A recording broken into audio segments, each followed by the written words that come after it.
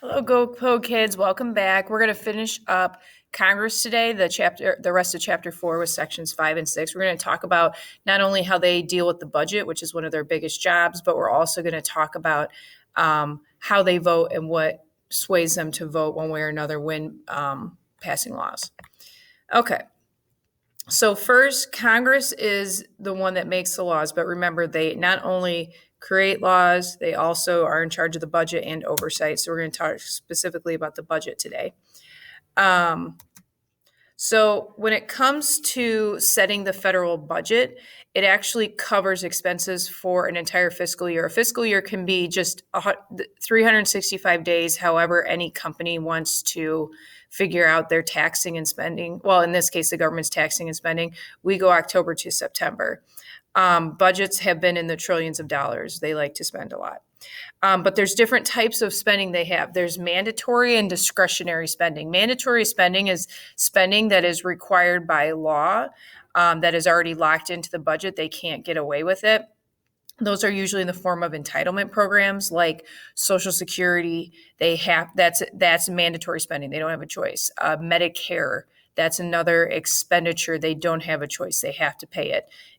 Also, interest, they have to make interest payments too. They don't have a choice. They have to pay that. Then there's discretionary spending, where it's spending for programs that the president and Congress might want to spend on, like their pet projects and stuff like that, that they don't necessarily have to spend, but they want to, and they feel it's necessary. But they're not forced to do it. So who sets the budget? It's both Congress and the president. What the president will do is he'll submit a budget he thinks that should be done for Congress to approve, but Congress is the one that kind of goes through it with a fine-tooth comb and says, this can stay, this can go, and they really are in charge. So it's kind of almost backwards from a bill, where a bill starts in Congress and then gets approved or denied by the president. And with the budget, it starts kind of with the president. They send it to Congress, and they're the ones that kind of approve or deny. And then who takes this? Who takes the budget? The Appropriations Committee. Think of the Appropriations Committee as like they make it rain. They get to decide where all the money goes. Once they decide on it, Congress would pass it, and then it goes back to the president to sign. So it's kind of a three-step process. So what goes into the budget? Well, the way that it works is that the government takes in revenue from taxes, lots of different taxes, but the biggest one is income taxes, and then they spend that money. So it's fiscal policy is the taxing and spending policy. They get the revenue, tax revenue from income taxes, and then they spend that money how they please. Now, the type of taxes like Medicare that pay for Medicare and Social Security, that's their own separate tax. That's not an income tax. So they use that money to pay for that. So let's say the government in a fiscal year brings in more money than it spends, they're going to have a surplus. But we haven't had one of those since Bill Clinton. So we haven't had one of those since the 90s. What we have had every year is every fiscal year we've been spending more than we're bringing in, and that is our deficit. And then over time, the deficit multiplies, and that is our debt. So like right now, our national debt is $26.5 trillion and rising because we're spending more every year than we're bringing in since the 90s. You can see, here's some data right here. You can see that there we are. Like I said, in the 90s, we did have a little bit of a surplus, but actually over time, we've been spending a lot more. And if you look here, right around here, what this is showing right here, this is when we had the Great Recession, that huge economic crisis that started in 2008, that the government stepped in and said, we're going to spend money to bail out lots of different companies so they don't go completely belly up. Okay, so what about social insurance? Okay, so social insurance is the largest piece of the budget pie in entitlement spending. So that is including Social Security. So this was created in 1935 to address the poverty that was seen when you retire, because when you retire, you don't have a job, you don't get money. So how are they trying to address that, people who are of retirement age? By creating this built-in pension that the government is in charge of, basically.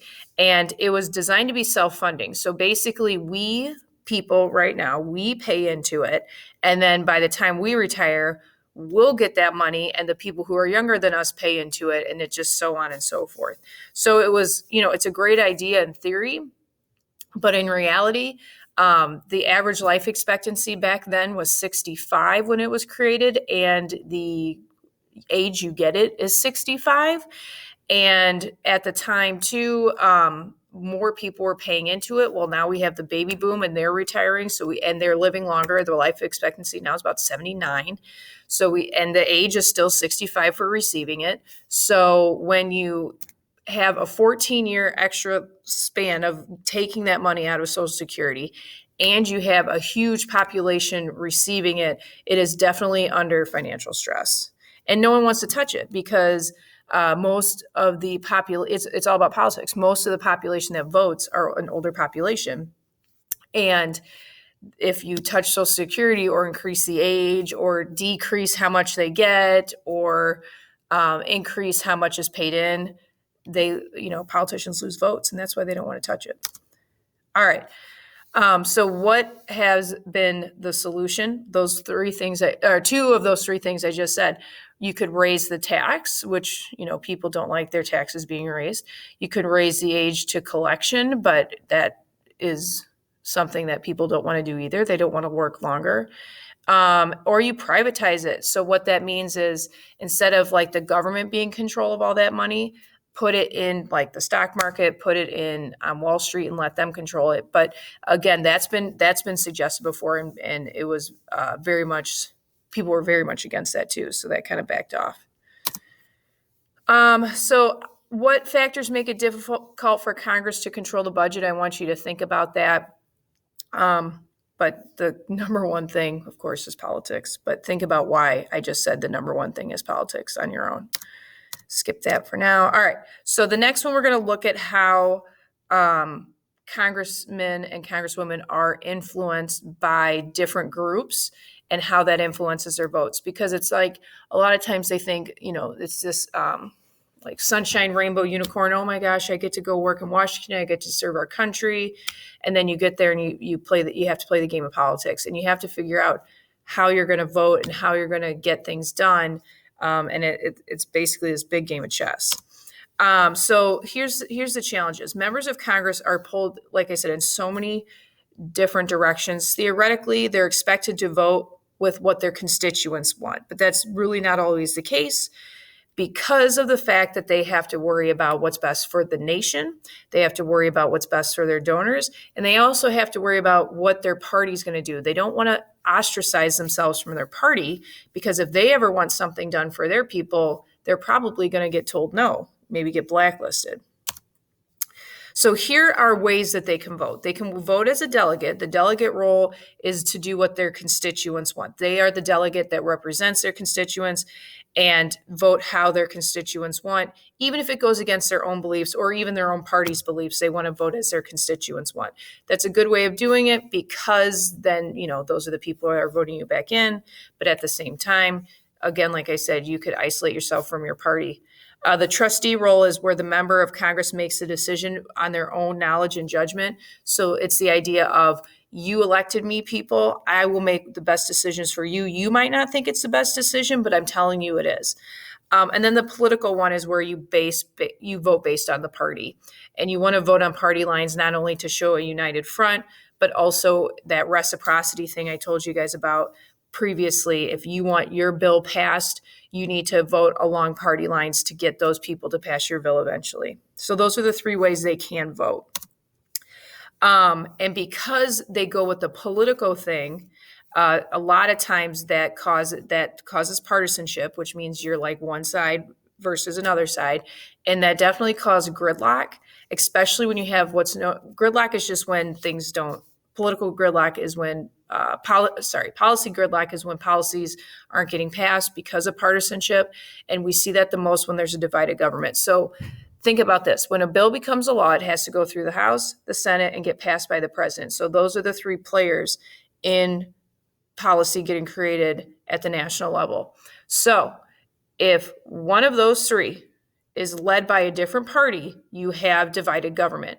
So, for example, right now we do have divided government because the House is run by Democrats and the Senate and the presidency are run by Republicans. So you see that, and you're going to have that. And this leads to what's known as party polarization. Polar means they're opposites, they're pushing against each other, they're not compromising or meeting in the middle. And if they did compromise and meet in the middle, that's known as bipartisanship. But we don't see that very often just because it's become a very polarized age where it's very us versus them, not let's work together. As you can see with this chart, you can see over time how partisan they've gotten. You literally are seeing the dots representing times where the two parties would vote together in Congress, and then more and more voting against each other. So is Congress representative? Well, we have to look at this. If they represent what's known as descriptive representation, where they mirror the makeup of the country, not necessarily, because the majority of members of Congress are older, white, wealthier, and more educated than the electorate. So some people say that Congress needs to be representative of the country. Others say it doesn't matter. I mean, that's, again, who's right? And the answer is it depends who you ask.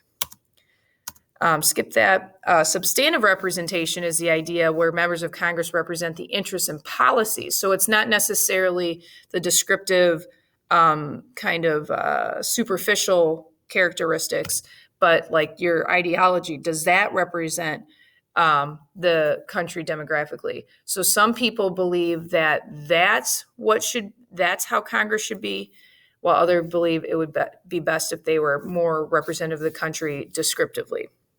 Again, which one's better? It depends who you ask. All right, skip that, because we're going to be doing that stuff later. That's it for chapter 4. We're moving on next time to the presidency. Have a good one.